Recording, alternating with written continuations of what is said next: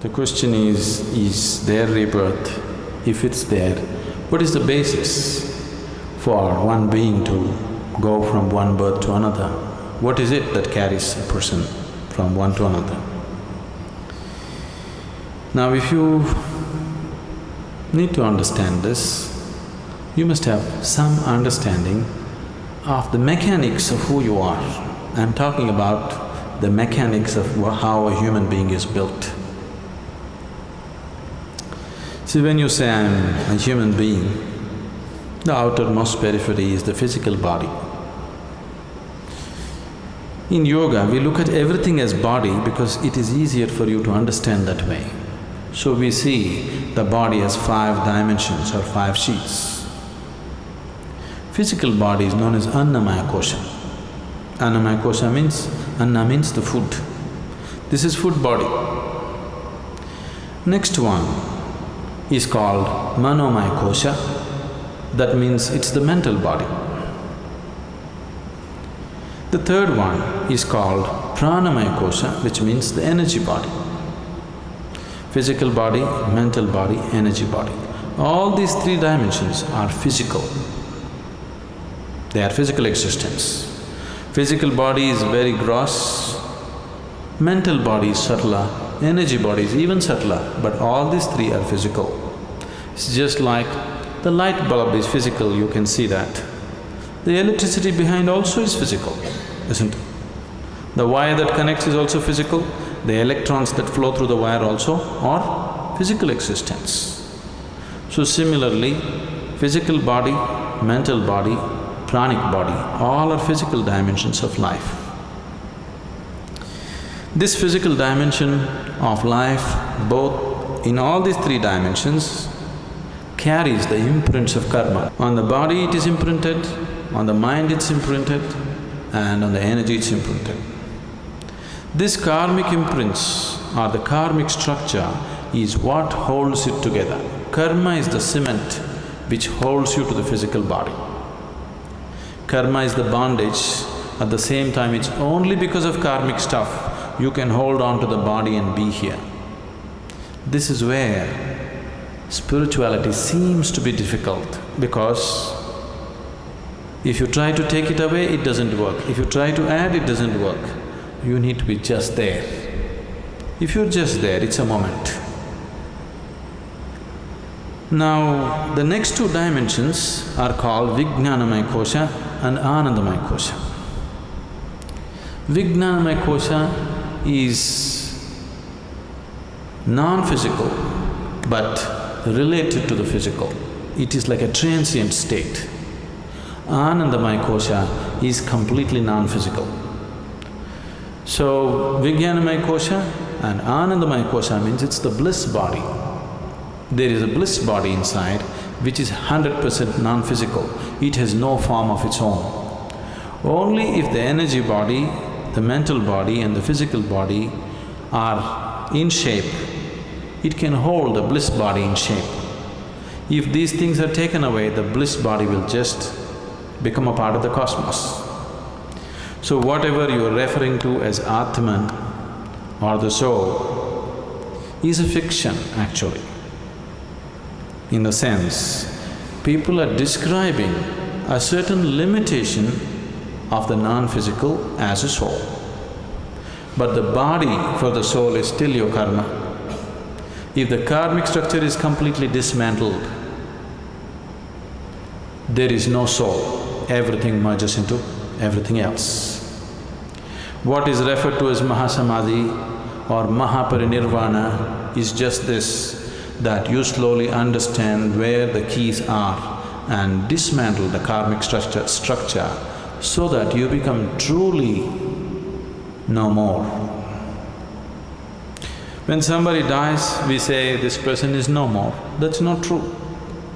That person is no more the way you know them, but they still very much exist. Now if you dismantle the karmic structure 100%, now you merge with the existence. This is what is referred to as Mukti, Mahasamadhi. In Hindu tradition it is referred to as Mukti. In yogic tradition it is referred to as Mahasamadhi. In the Buddhist way it is called as Mahaparinirvana. generally in English we are saying liberation. Liberation means becoming free from the very process of life and birth and death. Liberation means becoming free from the basic structures of body and mind. And for all this, the karmic structure is the strings which hold these things together. So when a person dies, obviously the physical body is something that you borrowed from the earth. This body is just earth, isn't it? You understand? This physical body is just a piece of earth which is right now prancing around like this. But you have to pay it back, atom to atom, no interest though. But you have to pay back every atom. You won't be allowed to carry a single atom from this planet. Nobody has managed it.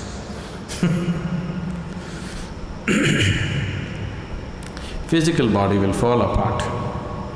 The mental body and the pranic body, depending upon the strength of your karma, goes on.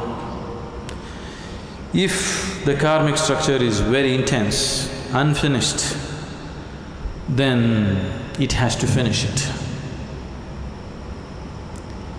If the karma has become weak because it has run its course, then it very easily finds another body.